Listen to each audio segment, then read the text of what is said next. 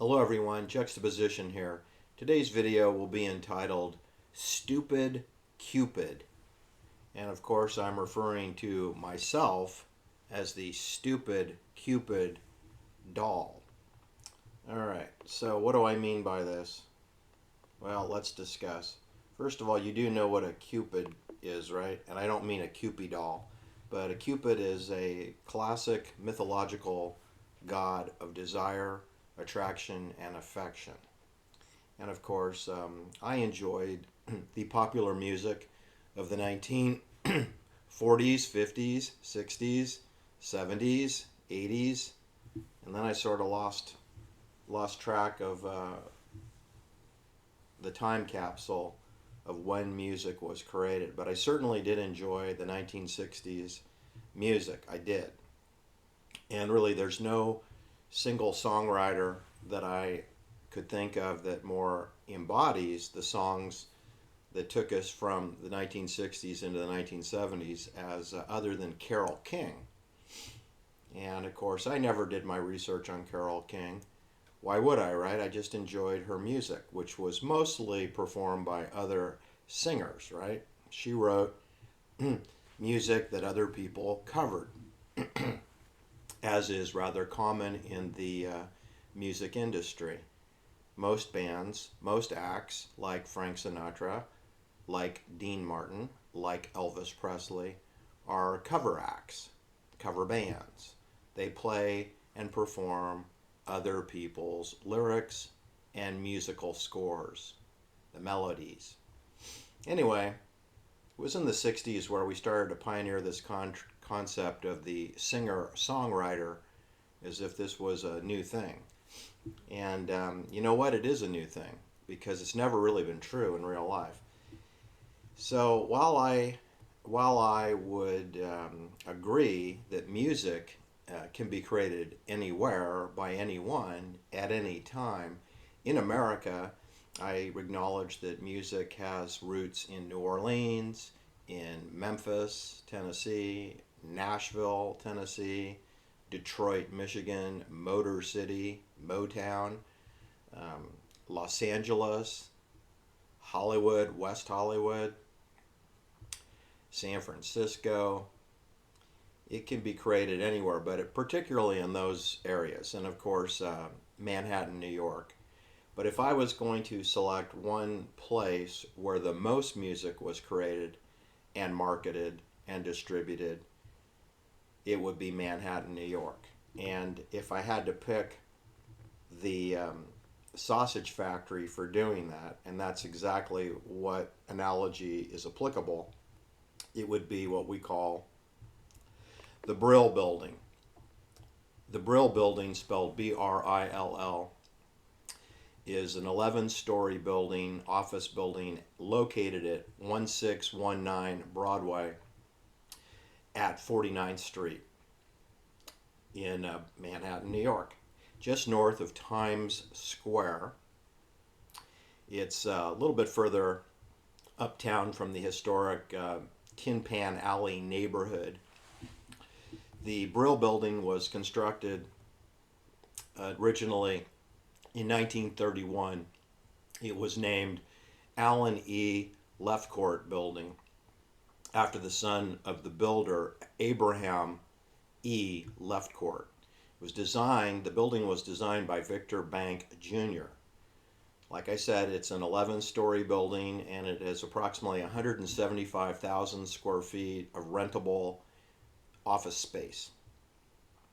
The Brill Building is famous for housing the music industry's offices and studios where some of the most popular American songs were written. And it is that I'm going to discuss today in the Stupid Cupid video. All right, it's the building that's associated with RCA. It's the building that's associated with Don Kirshner. It's the building associated with Neil Sedaka. It's the building associated with Carol Klein, renamed Carole King, and her first of four husbands, Jerry Goffin. The Brill Building is associated with those people, and of course the already forgotten Howard Greenfield. The Brill Building is associated with Howard Greenfield, who apparently wrote most of the music that we think that Carole King wrote, or that her ex-husband Jerry Goffin wrote, or that Neil Sedaka wrote, making it virtually impossible to know who wrote what.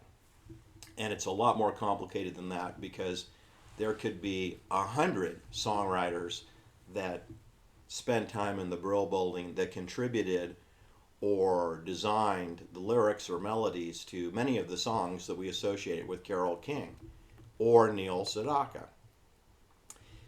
The Brill Building was associated with the big band era, which occurred before World War II. The Brill Building became the center of activity for the popular music industry, especially music publishing and songwriting. Scores of musical producers and publishers had offices within the Brill Building. Once the songs had been published, the producers sent song pluggers out to popular bands and artists and radio stations to get those tunes played in live concerts and or on the radio frequency of RCA and CBS. And they coined the phrase song plugger to promote a song. You should also know that before a song has been decided, there are things known as song flippers. In other words, if you have a song and you give it to one particular artist to sing and you don't like it, then give it to another artist. Just keep flipping that sucker until you get traction, right? Until you stop spinning your wheels. So you also realize that just like Wall Street, the music industry is a dirty, dirty, dirty business where there's no ethical codes in place. There's just people schlepping for money. And they steal and they borrow and they obfuscate other people's intellectual property. Intellectual theft is rampant and ubiquitous in the music industry, and most certainly at the Brill Building. We have all sorts of pirating going on. All right? Anyway, before World War II, we had the Benny Goodman Orchestra, the Glenn Miller Orchestra, the Tommy and Jimmy Dorsey orchestras. They were associated with Frank Sinatra, as you recall. It's a little bit of a complicated way that Frank Sinatra left the Dorsey band. Anyway, later they coined the phrase the Brill Building sound, as if a building can have sound. I'm now going to turn my attention very quickly to the center of my story of Stupid Cupid. That is both a song that has been penned, written, and performed by many artists, including Neil Sedaka. It is most notably associated with Neil Sedaka, who was the songwriter, singer of Stupid Cupid. However, that's not necessarily a fully truthful story. Because here's the thing, people. We have this gentleman by the name of Howard Greenfield, and Howard Greenfield is a Jewish homosexual man born in Brooklyn, New York on March 15, 1936. Turns out he's the next door neighbor of Neil Sedaka in the Brooklyn neighborhood. And he is a little older than Neil Sedaka. Okay, Neil Sedaka was born Jewish in the Brooklyn neighborhood on March 13th, 1939. And I just told you that Howard Greenfield was born exactly 3 years earlier in 1936. So we have Howard Greenfield is 3 years older than Neil Sedaka. And they meet because they're next door neighbors. And I believe there was a piano at both Howard Greenfield's home and also at Neil Sedaka's home. Neil was going on to study music at the Juilliard School and study classical music. Howard Greenfield was lesser trained and had more time on his hands, and but he was quite the creative lyricist. It is attributed that Howard Greenfield wrote Amarillo, Another Sleepless Night, Baby Roo, Bad Girl, Birds Do It, Call Me Crazy, Calendar Girl, Crying in the Rain. Poor Little Puppet, Puppet Man, Stairway to Heaven, Stupid Cupid, and dozens of other hit songs that you heard on the radio. Well, let's look at Neil Sedaka, who's the next door neighbor of Howard Greenfield. And he is also attributed with writing a boatload, dozens of hit songs that we heard on the radio. All right? And the first of which being Oh Carol, which I'm going to provide a link below. That's about Carole Klein, who hadn't changed her name to Carole King yet. You know that Neil Sedaka dated Carole Klein in high school. And it now appears that Carole Klein got around because she dated her first husband, Jerry Goffin, when she was in high school also. So in other words, we have Neil Sedaka dating the woman who became Carole King, and we have Jerry Goffin dating the woman who will become Carole King. They're both dating her, all right? But Carole Klein gets pregnant with, guess who? The Goffin guy. And she's pregnant for 2 to 3 months, and then she enters into marriage in a Jewish ceremony in Long Island with Jerry Goffin. So now we have Carole Klein marrying Jerry Goffin in August 1959. She's both pregnant and she's now married. And in terms of how many months pregnant is Carole Klein when she gets married? Well, she's several months pregnant when she gets married. She's probably 3 months pregnant when she gets married because she gives birth to Louise Goffin in March 1960. Let me make sure that that's correct. We have Louise Goffin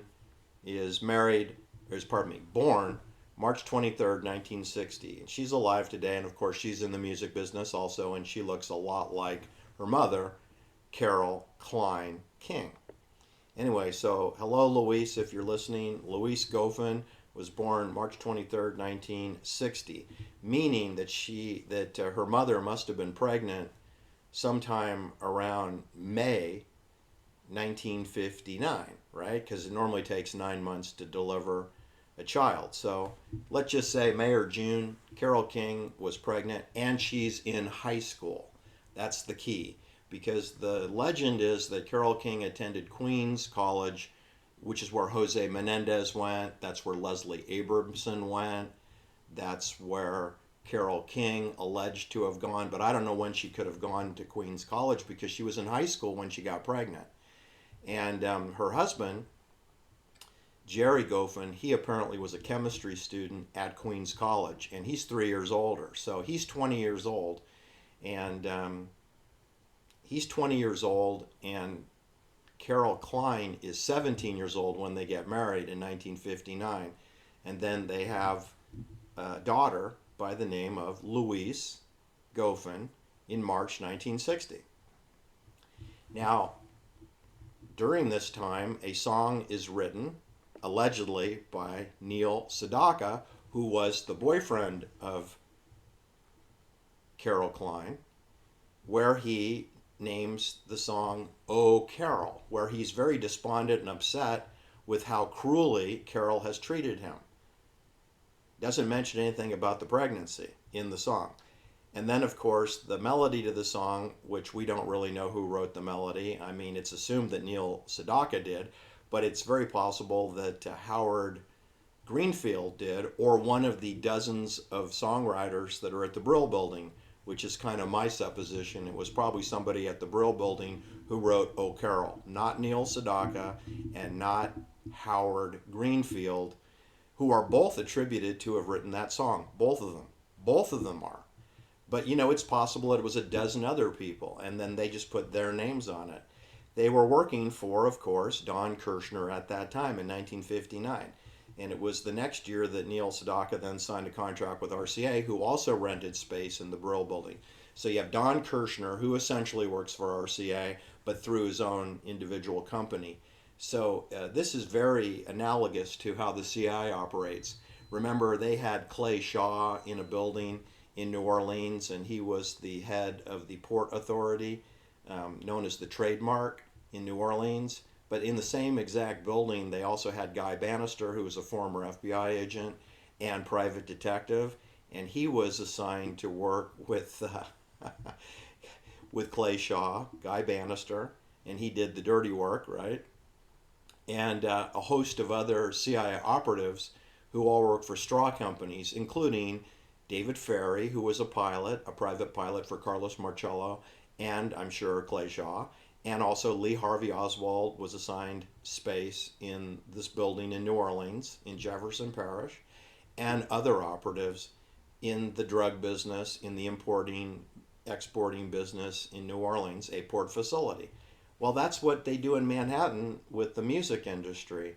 They run a sausage factory where you have a pig farmer raises the pigs and then delivers them to the big barn where he gets paid cash, leaves, and the pigs are then slaughtered over the next 6 to 8 hours by low-paid workers. And then it turns into beautiful ham, steaks, and pork belly bacon strips in plastic bags at the supermarket. That's really the production of how you make sausages. It's exactly what they do in the criminal courthouse building when they get 99% of people to sign plea agreements at the point of a bayonet or a gun under duress. And that way nobody has to go to trial because everybody's guilty. You sign a plea agreement, it means you're guilty. And the judge will find you guilty even though you write no contest. You check the box no contest, the judge will find you guilty. The court will find you guilty in maritime law, which is what we have. So our courts are run like the Brill Building. Our pig slaughterhouses are run like the Brill Building. And Carole King and Neil Sedaka's career were a production of sausage making at the Brill Building in Manhattan, New York, which is at, we all know, right? We're all going to say it at the same time. That's at 1619 Broadway at 49th Street. That is a slaughterhouse. And they slaughter people's intellectual property there and then form it into record albums, which are distributed by Columbia Records, RCA Victor, and what other cover bands perform on stage throughout the world. Anyway, what I wanted to tell you is that I think it's important to clean up some of the errors in the biographies here. I don't understand how you can give credit to both Neil Sedaka and Howard Greenfield when they both worked in the Brill Building and they created all of these wonderful songs like Stupid Cupid, where people mistakenly fall in love with something that isn't real. And it's a deception, right? It's deceptive because it's very possible that neither Carole King, who then wrote with her future husband, who did most of the writing, Jerry Goffin, they wrote O'Neill, which is the exact same melody sounds where Carol chimes back to Neil Sedaka. And let me read you the lyrics that Carole King sang when she was Carol Klein, because you just won't believe this. It's just insane. Okay, we have Oh Carol, where Neil Young opines how depressed he is because his girlfriend, Carol, treated him so cruelly, and without her, he would surely die. That's his lyrics. In the case of the lyrics for O'Neill, let me read them to you. O'Neill by Carole King, who was Carol Klein. O'Neill, I've loved you for so long. I never dreamed that you'd put me in a song. I'm Carol, I live in Tennessee. I never hoped that you'd remember me.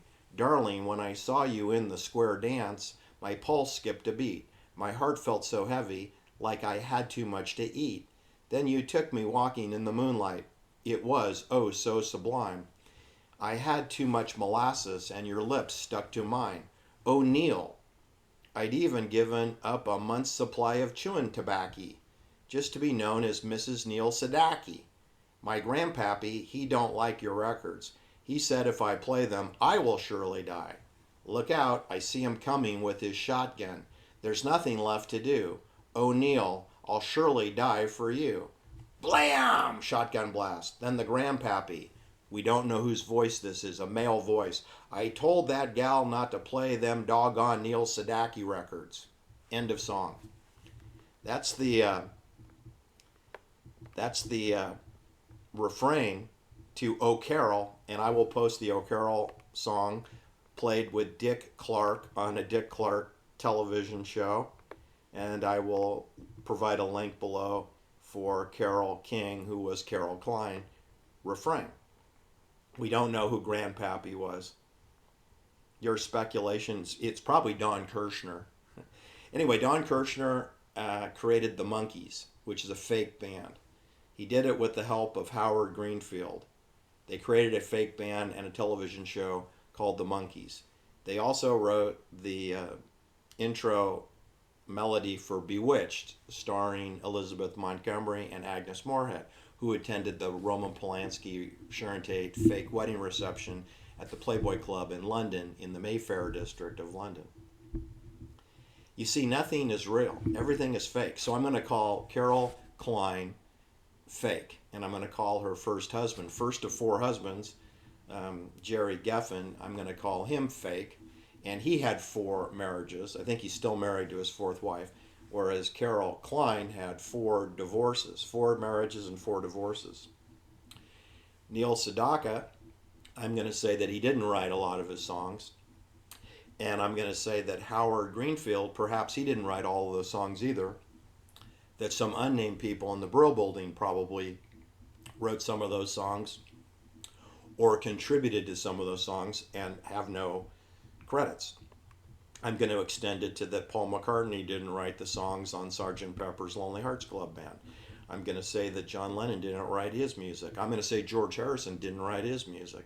I'm going to say none of these people write their music. I mean, the concept of the singer-songwriter doesn't apply to Elvis Presley, and it doesn't apply to Frank Sinatra, and those two are brilliant live performers.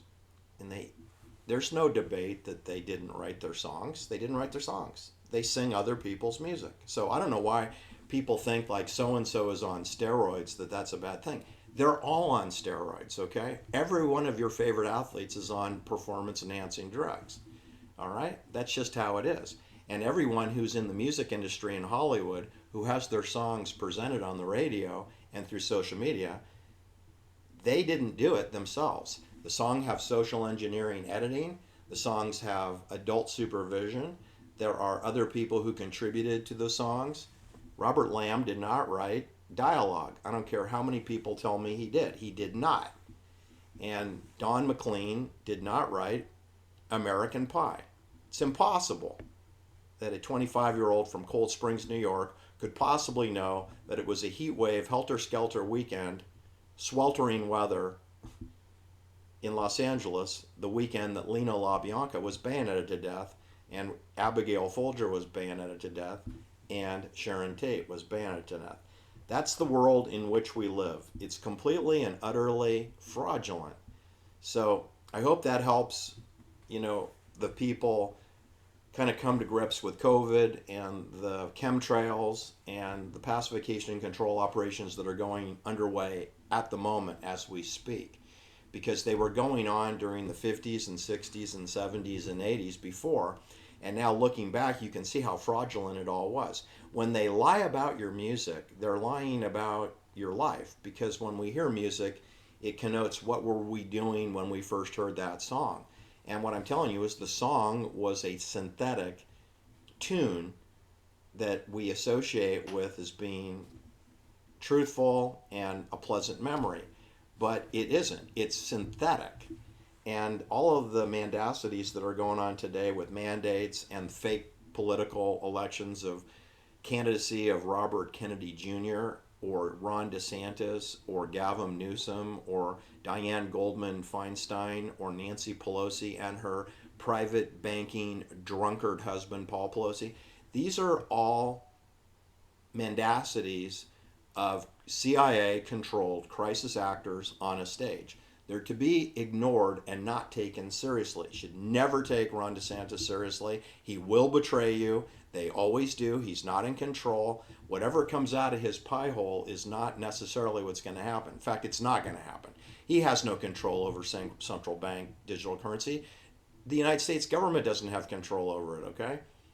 Only the banks have control over the money system.